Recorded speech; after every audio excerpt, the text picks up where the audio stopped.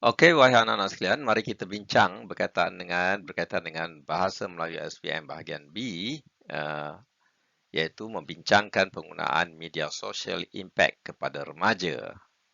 Soalan ni 70 markah, kita perlu tulis 350 hingga 500 patah perkataan yang merupakan pengajarannya memberikan amaran keras pada ibu bapa supaya menggunakan kuasa mereka untuk mendidik anak-anak. Mari kita baca soalan bersama-sama. Bahagian B, 70 markah.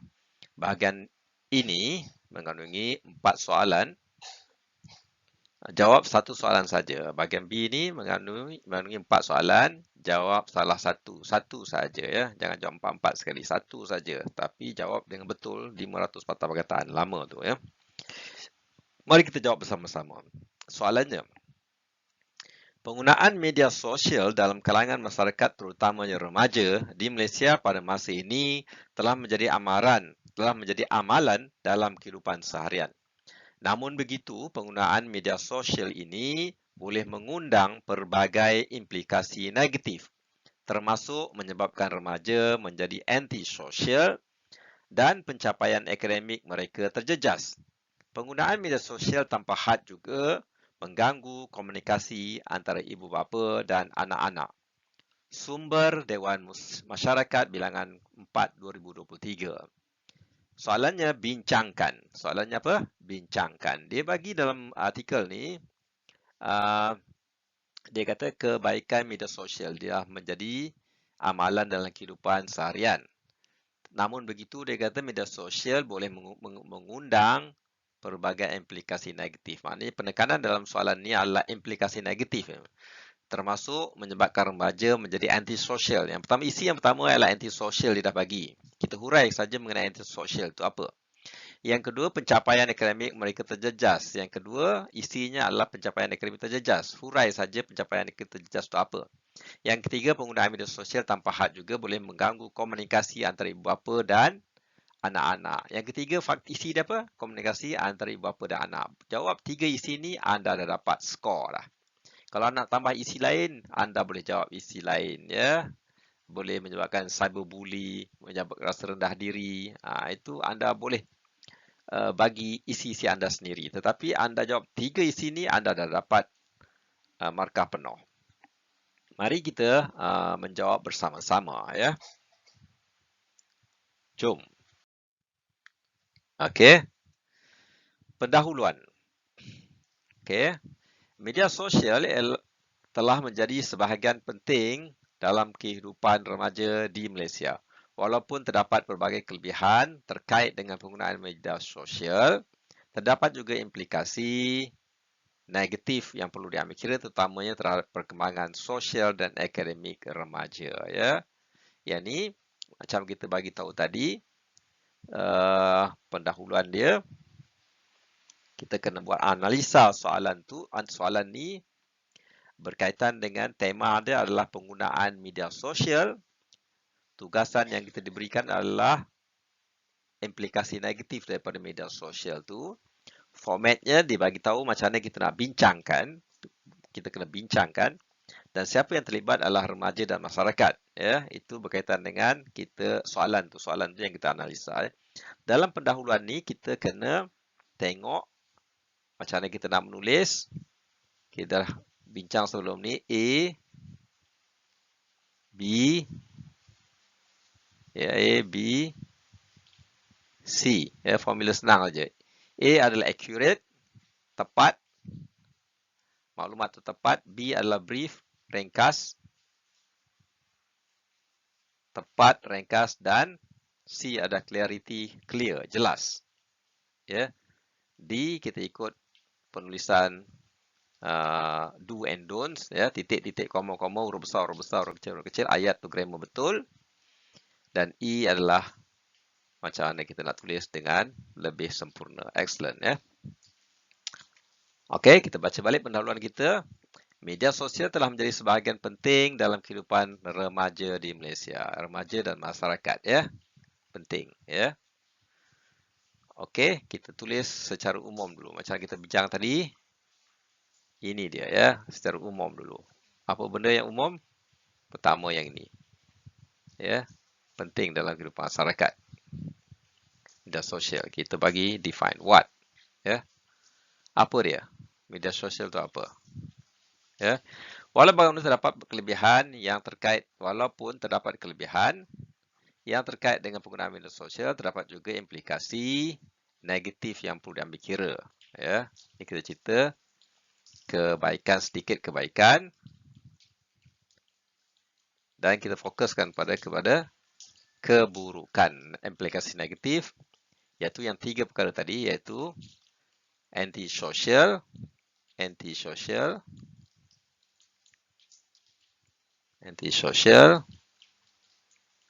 bisa jejas dengan akademik, dan yang ketiganya adalah hubungan ibu bapa. Hubungan dengan ibu bapa. Tulis semua. Apa saja fakta yang dah dibagi tadi, tulis balik. Ya.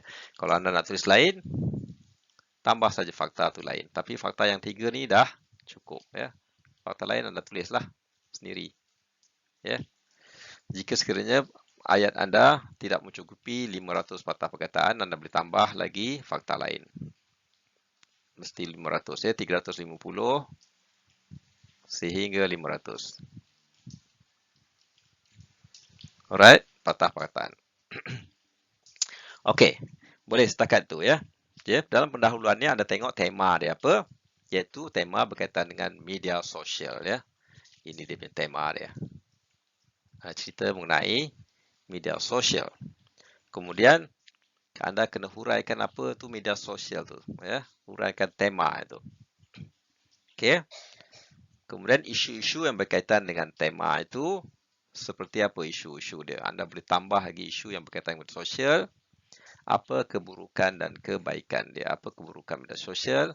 Dia boleh dalam media sosial ada cyberbully. Semua orang kutuk je seorang-seorang tu, dia dah jadi cyberbully. Ya. So nak elakkan cyberbully ni, jangan layan je. Lantak dia, nak jadi apa, dia kutuk ke apa kan, biar saja, ya. Okay. Kemudian bila anda layan dia, anda akan melalaikan anda. Semua ni menghayalkan, ya. Sampai berjam-jam anda jawab WhatsApp, anda balas dia jawab, anda balas dia jawab, anda balas dia jawab, jadi lalai, jadi buang masa, ya. Kemudian anda dapat juga aktiviti yang tidak bermanfaat, ya. Tidak bermanfaat, itu keburukan media sosial ni, ya. Kemudian macam mana anda nak huraikan dia, ya. Dia boleh merosakkan akademik dan menyebabkan anda antisosial, ya. Anda duduk bersendirian. Antisosial ni, bersendirian. Duduk bersendirian saja. Okay. Kemudian dia boleh merosakkan minda anda. Ya. Dia boleh menjadi racun minda. Minda anda boleh tercemar. Okey. Soalan ni tak ke? Nak tanya apa? Berkaitan dengan apa? Ya. Berkaitan dengan implikasi negatif ni. Ya. Implikasi negatif. Ya. Anda kena cerita berkaitan dengan implikasi negatif dalam soalan ni. Ni yang kena tekankan, implikasi negatif, ya. Walaupun dia ada kebaikan, tetapi anda kena stres, tekankan dalam perbincangan anda berkaitan dengan implikasi negatif. Okey, dapat semua sekali? Ya. Dapat, ya. Okey. Dalam berapa baris saja? Dalam 4 baris, 5 baris sudah cukup. Ya. Okey, mari kita pergi berkaitan tengok yang pertama sekali, kelebihan. Kita cerita secara ringkas kelebihan media sosial ni, ya. Salah satu kelebihan utama penggunaan media sosial adalah kemudahan untuk berkomunikasi dan berhubung dengan rakan-rakan sekaligus mengukuhkan ikatan sosial.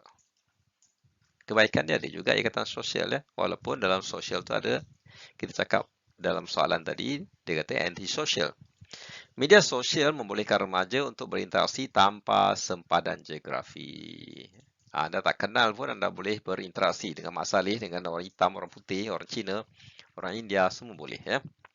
Dan ini membantu mereka merasa lebih terhubung dengan dunia luar. Anda pergi luar negeri tanpa pergi tambang kapal terbang, ya, tanpa naik kapal laut, tanpa naik kapal terbang. Anda dah dapat bercakap dengan mereka. Selain itu, media sosial memberi platform untuk berkongsi pengetahuan dan pandangan mengenai berbagai-bagai isu yang relevan dalam masyarakat. Ini kebaikan dia. Bila anda dah tahu kebaikan dia, baru anda masuk kepada kekurangan dia. Ya, dia ada kebaikan dan ada kekurangan. Dia macam pisau. Pisau, dia ada dua kegunaan dia. Sebab anda nak bunuh orang ke, anda nak potong daging ke? Anda nak potong sayur ke, ataupun anda nak tikam orang? Okay. So, anda sendiri yang pilih. Media sosial pun sama.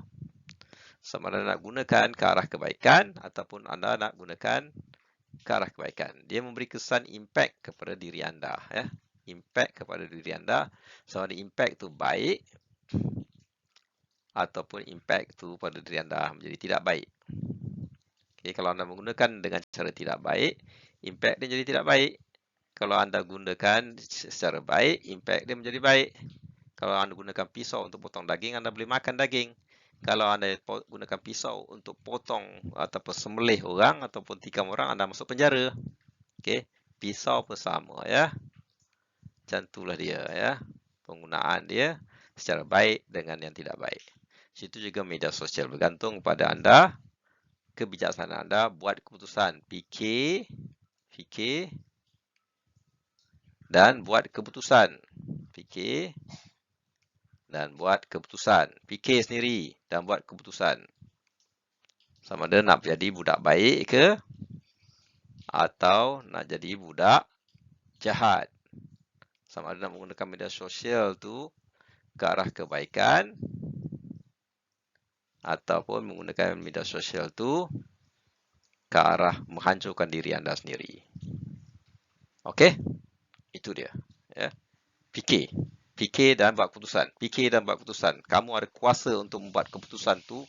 Buat keputusan sendiri. Tanya diri, tanya iman. Tepuk dada, tanya selera. Tepuk dada, tanya iman. Okey? Fikir. Apakah itu memberi manfaat ataupun tidak beri manfaat kepada anda.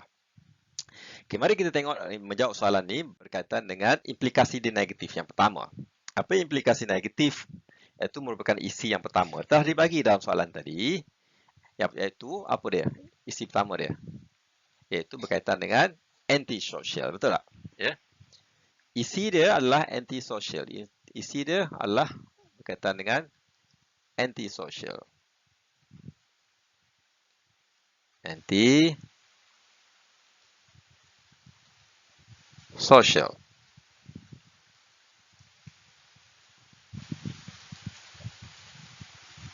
Anti-social. Ejaan kena betul ya.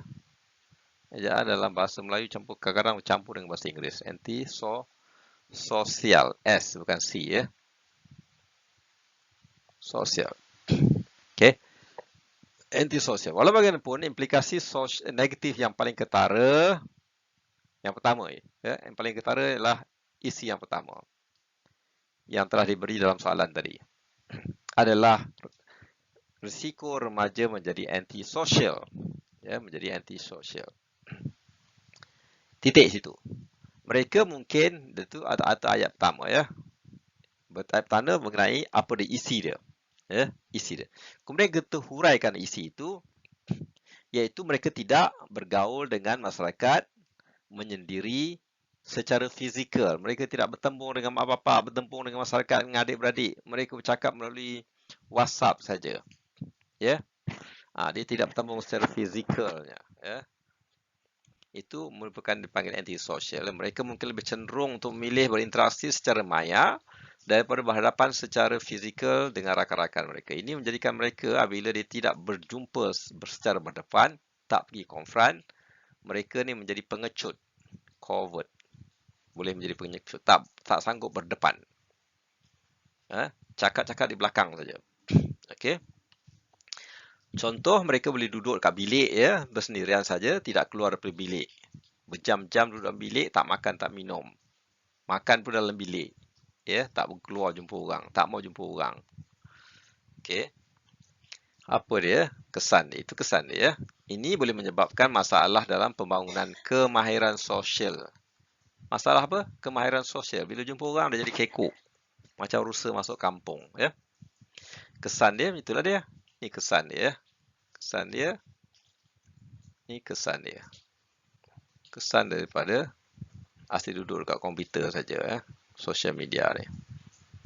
So ni kesan dia, ya. Okey. Kemudian kesan dia tiada pengalaman sosial, tiada kawan, tidak berani bercakap dengan secara bersemuka, tidak berani confront, ya. Kalau ada bergaduh, orang bergaduh silat bertumbuk kan, dia tak berani punya, duduk belakang-belakang ya. Ya. Itu dia ya. Kalau perang tak boleh kalah ni. Perang melawan musuh lah ya. Remaja yang terlalu bergantung kepada media sosial juga mungkin mengalami masalah kesihatan mental. Ya.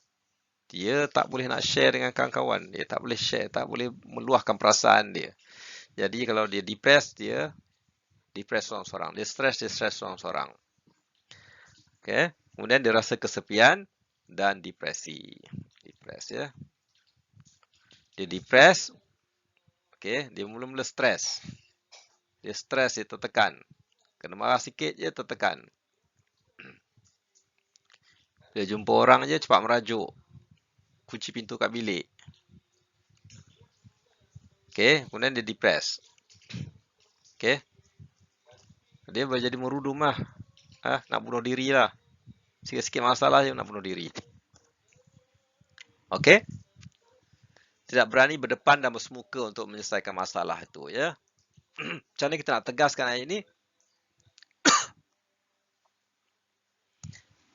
Okay. Dan seterusnya dia boleh menjejaskan segala aktiviti yang lain. Akademiknya lah. Diri dia lah. Dan sebagainya. Okay. Itu dia kita tegaskan ya. Alright. So, sama je formula dia. Kita buat pendahuluan. Kita ceritakan isi dia. Kita tutup dia. Buat kesimpulan. Dalam tiap-tiap satu ayat ya. Tapi dalam kes macam ni, kita tengok tajuk dia. Menggunakan four wife, one husband. Campur-campur satu husband ya. Satu H. Ya. Dalam hal ni dia bagikan what ni adalah anti-social. Apa yang terjadi? Anti-social. Okey. Kemudian siapa yang akan dia tak berani secara berdepan dengan rakan-rakan dengan secara fizikal ni adalah siapa dia? Who? Kawan-kawan dia kan. Okey. So kesan dia masalah kemahiran sosial ya.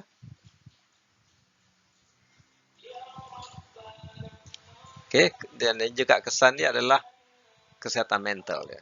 Kesan dia banyak. Cerita kesan dia. Ya. Pasal kita nak tanya soalan berkaitan dengan kesan negatif kan. Okay, isu yang kedua yang kita nak bincangkan, isu yang kedua adalah segi apa yang dia soalan yang dah dibagi.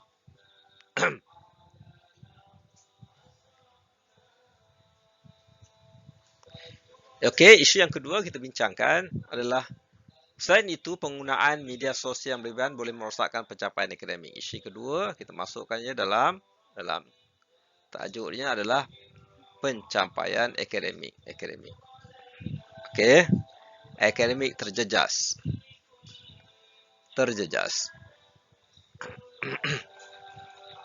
Okey. Macam mana akademik terjejas boleh berlaku? Mula-mula what? Kemudian how? Bagaimana telah berlaku? Remaja mungkin tergoda untuk membazirkan masa yang sepatutnya dihabiskan untuk pembelajaran. How? Dia tergoda. Banyaklah roh berhayal. Hayal ya. Tergoda dan hayal. Hayal dengan benda-benda yang tidak penting. Hayal ya.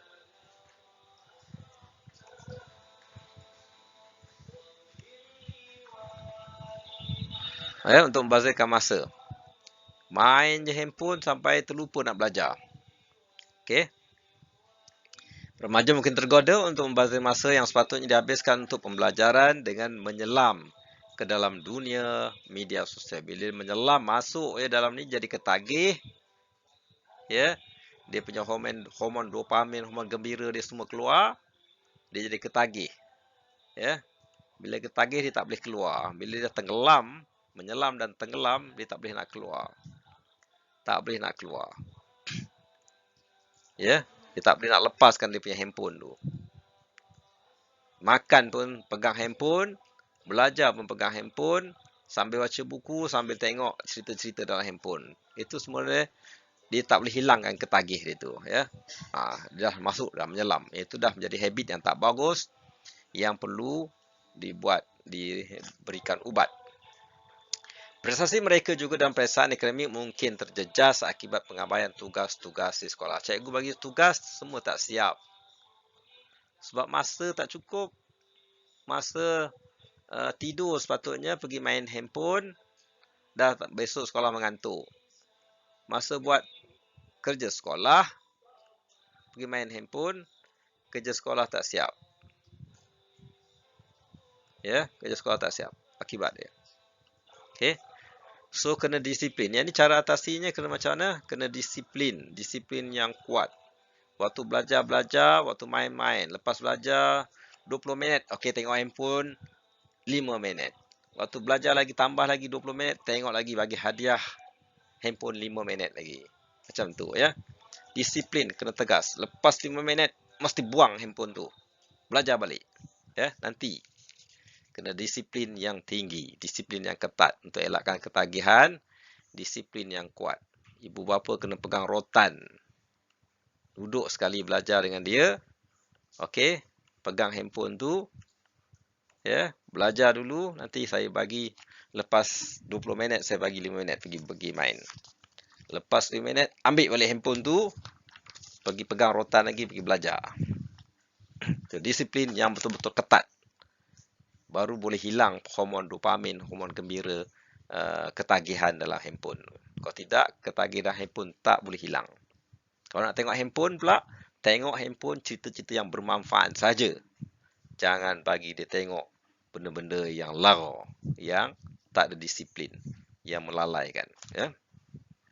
Ujung-ujung minggu bolehlah pergi tengok cerita TV ke, ya. Tengok cerita benda yang suka main game ke, ya. Tapi hari-hari kena ada disiplin. Hadiah dibagi apabila kerja sekolah, kerja rumah, peperiksaan dapat buat dengan betul. Itu isu yang kedua, ya, pencapaian akademik dan macam mana cara nak atasinya. Ya. Anda boleh tulis saja di sekeliling apa-apa yang kita bincangkan ini. Ya. Sebab itu perbincangan anda bebas. Bila soalan bincang, anda bebas bincang. Apa saja yang terlintas di fikiran anda yang mempunyai fakta yang betul, ya, bincang. Yang mempunyai fakta yang accurate, kita bincang tadi A, B secara brief, ya, jangan melilit, dan C clarity, dan mengikut convention penulisan do and don'ts dia, ya. Okey, dan menulis mengikut apa benda yang besar yang nak tulis dulu, kemudian isinya ini diulang beberapa kali supaya anda ingat, ya, dan kesimpulannya.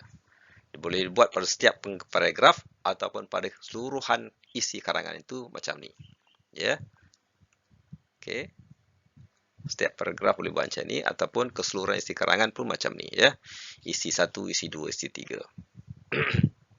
Sekarang kita dah masuk isi 2, masuk kita isi 3. Apa yang kita dalam soalan terbagi tahu, isi yang ketiga dia dah bagi tahu tadi, ya.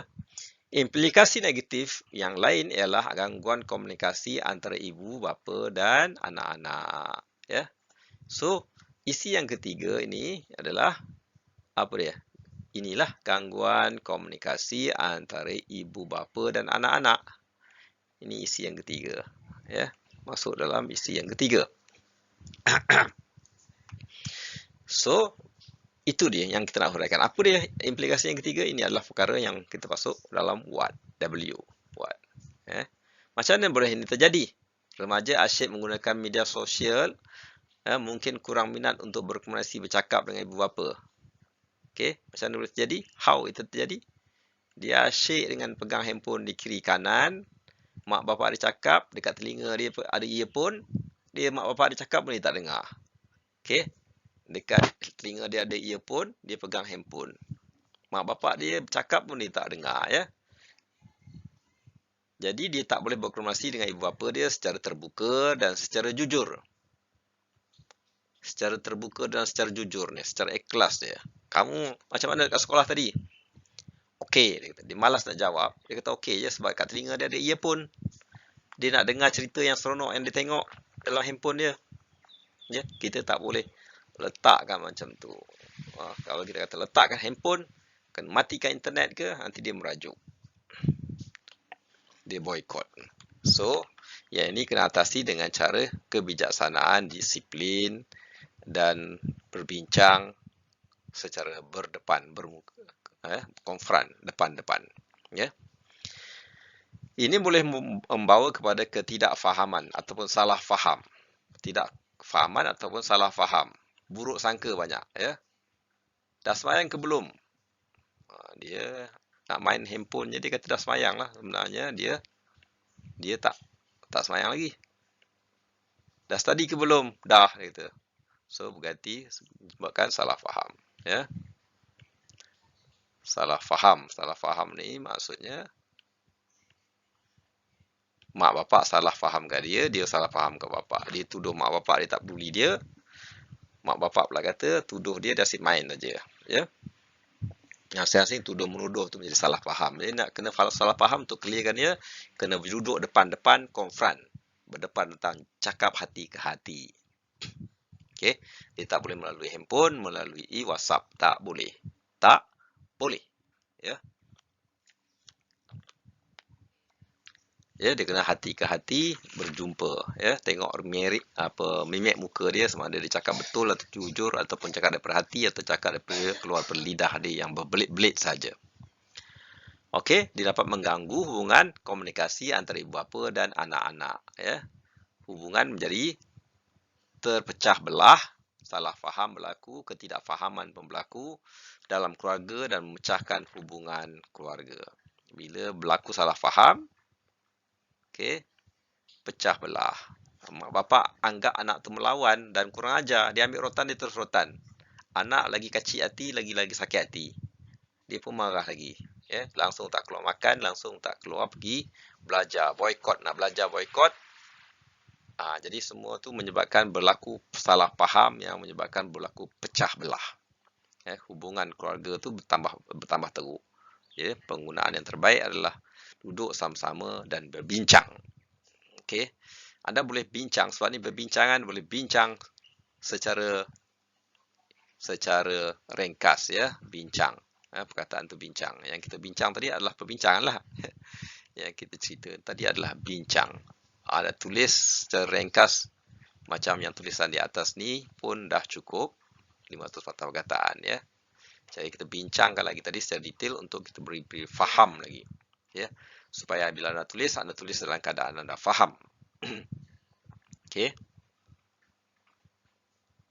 So, dia punya implikasinya adalah, kesan dia adalah ini, ya. Kesan daripada media sosial tu. Ini kesan dia. Ya. So, inilah kesan dia, ya. Impact dia. So, anda kena tulis kesan dia ini, ya. Pecah belah, kesan dia adalah tidak faham, salah faham. Itu kesan dia. Okey, itu adalah isi yang ketiga, ya, berkaitan dengan gangguan komunikasi antara ibu bapa dan anak-anak, ya. Okey, penutup. Cerita pasal penutup atau kesimpulan dia. Kesimpulan, anda boleh menggunakan penggunaan media sosial adalah remaja sebenarnya perlu, tetapi mesti dikawal, ya. Perlu kenapa? Nak cari maklumat. Perlu dikawal kenapa? Kerana tiga-tiga fakta yang kita bagi di atas tadi. Antisosial, masalah dia apa lagi tadi? Ganggu mata pelajaran dia, akademik dia, dan ketiga masalah dia hubungan dia dengan ibu bapa. Okey. Mari kita tengok kepada karangan kita. Kesimpulannya, media sosial memberi berbagai kelebihan. Kita cerita pasal kelebihan juga dalam menyokong komunikasi dan pengetahuan di kalangan remaja. Okey. Namun, kita nak tekankan, kita ada penyambung ayat namun ni sebab kita nak tekankan dia punya kesan negatif, ya. Soalan tadi dia banyak tekankan ketiga fakta negatif tadi. Jadi kita berikan sedikit saja fakta positif. Namun kita bagikan 3 faktor yang negatif tadi, ya. Dalam kesimpulan kita, ya. Kesimpulan kita kena benda tu adalah sebagaimana yang kita tukis macam ni, ya. Benda besar dulu, masalah, ya. Dia mesti daripada menjurus pada yang kecil kepada besar, ya. Okey. Konsepnya adalah kita dalam pendahuluan kita, lepas tu kita ada karangan kita 3 fakta tadi, dan kita ada kesimpulan kita, ya. Kesimpulan kita, ya. So, yang pertama sekali kita bagi dia perkara yang kelebihan-kelebihan media sosial. Okey. Kemudian kita bagi, namun ia memberi implikasi negatif yang perlu diberi perhatian, ya. Oleh itu penggunaan media sosial perlu diatur dengan bijak. Dan remaja perlu faham mengenai kesan negatif yang mungkin berlaku apabila penggunaan media sosial melampau. Okey. Ini kita masukkan dalam perkara yang kedua. Okey. Okey. Kemudian kesedaran dan kawalan diri dalam penggunaan media sosial adalah penting untuk memastikan perkembangan sosial, akademik, perkembangan sosial dan akademik yang sihat di dalam kalangan remaja di Malaysia, ya. Bila cakap remaja Malaysia ni adalah perkara yang besar yang kita masuk dalam benda besar secara umumnya, kita kenyataan umum di sini. Okey. Sini kebaikan, sini keburukan, sini kenyataan umum kebijaksanaan dalam penggunaan media sosial di kalangan remaja. Kembali balik pada tajuk dia, ya. Okey. Okey. Ini baik. Cerita sikit baik. Sikit-sikit buruk. Keburukan. Implikasi dia. Implikasi negatif. Dan cerita sikit mengenai media sosial secara umum. Okey, semoga mendapat manfaat, ya, daripada apa yang kita bincangkan tadi. Ingat ABC dalam buat karangan. A, B, C dalam buat karangan, ya. Iaitu accurate, fakta mesti tepat, fakta mesti brief, ringkas dan clear, jelas apa yang anda nak cakap, jelas, ya. Anda dalam otak anda jelas, dan anda bila tulis ianya jelas. Jelas, nak dapat jelas macam mana? Kena faham. Benda bincang dengan faham, ya. Okey. Okey. So, cara kita menulis melalui format yang macam ini, ya. Format dia, apa dia tu, menggunakan 4W, 1 husband, ya. Tanya dulu, apa dia? Apa benda tu? Media sosial. Bagaimana terjadi? Okey. Bagaimana terjadi? Di mana terjadi? Siapa yang terlibat? Okey. Bila terjadi? Kena tanya macam tu, ya. Jadi bila anda tanya, anda akan keluar idea tu tap. Dalam konsep pengarang. Anda tulis saja, jangan teragak-agak. Mulakan, jangan tunggu perfect dulu, ya. Baru nak tulis. Tulis saja, ya. Buat saja ayat, lepas tu repair, baiki. Jangan teragak-agak. Buat saja. Bold saja, belasah saja, berani menulis, ya. Sebab kalau nak tunggu idea datang, nak tunggu dia perfect, memang takkan datang. Okey, kita cuma bagi dia pencara dan format saja. Anda lah yang kena berani menulis. Anda kena berani menggerakkan langkah pertama tu, ya. Apa ingat? Berani, bold saja, tulis saja. Jangan takut-takut, ya. Ada fakta dia bagi 3 fakta, 3 isi, tulis saja itu. Berpandu kepada 4W 1H ni, ya. Anda fikir untuk trigger anda punya pemikiran. Jadi ilmu ni Allah SWT, semua orang boleh menggunakannya. Tidak ada seorang pun dapat manfaat. Yang beri berceramah dapat manfaat, yang mendengar tidak dapat manfaat. Yang dapat manfaat adalah orang yang mengamalkannya. Jadi tidak ada siapa pun yang boleh claim ilmu ini dia punya, sebab dia pun tak dapat manfaat kecuali orang yang mengamalkannya. Semoga anda berjaya dalam pelisanan SPM anda. Sekian, wabillahi taufiq wal hidayah. Wassalamualaikum warahmatullahi wabarakatuh. Yang baik daripada Allah SWT dan yang lemah daripada kelemahan diri saya sendiri. Kita akhiri dengan tasbih kifarah dan surah Al-Asri. Subhanakallah wa bihamdika asyhadu an la ilaha illa anta astaghfiruka wa atubu ilaik. Bismillahirrahmanirrahim. Asrina al-insana fi usril ladzina amanu wa sholihati wa tawassaw bil haq wa tawassaw bis sabr. Video kali ini kita tak tunjukkan muka kita kerana bila kita upload tu dengan muka, dengan tindakan, dengan gerakan wajah itu dia menjadi berat, ya. Jadi anda dapatkan video yang tidak berat macam ni supaya anda dapat tumpukan pada konten pada PowerPoint tu, ya. Sayyidina Abu Bakar dia berikan derma secara senyap. Sayyidina Omar diberikan derma secara terang-terangan. Dua-dua dapat pahala, dua-dua di dalam Quran dia kata bagus, ya. Cara Abu Bakar pun bagus, cara Omar pun bagus. Tunjuk muka pun bagus, tak tunjuk muka pun bagus. Abu Bakar dia tak tunjuk muka, nak jaga hati supaya ikhlas. Omar tunjukkan dia punya muka dia, bagi derma secara terang-terangan supaya orang lain ikut cara dia. Supaya orang lain juga menderma. Begitulah cara kita, ya. Terpulang kepada anda, tepuk dada tanya selera, tepuk dada tanya iman. Ilmu Allah Subhanahu Wa Taala. Bismillahirrahmanirrahim. Sekian.